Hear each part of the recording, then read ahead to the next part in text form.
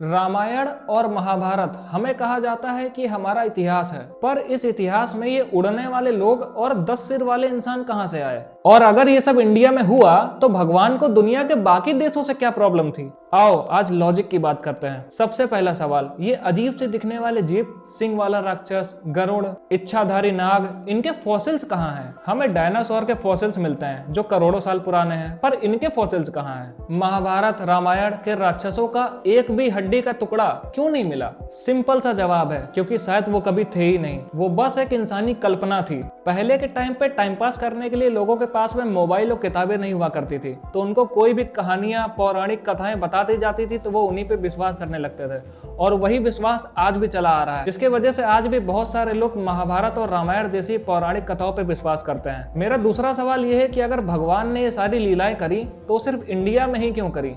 इनके अवतार जो थे वो इंडिया में ही क्यों हुए? अमेरिका में क्यों नहीं हुए? न्यूजीलैंड में क्यों नहीं हुए? भाई जापान में क्यों नहीं हुए? अफ्रीका में क्यों नहीं हुए? अंटार्कटिका में क्यों नहीं हुए?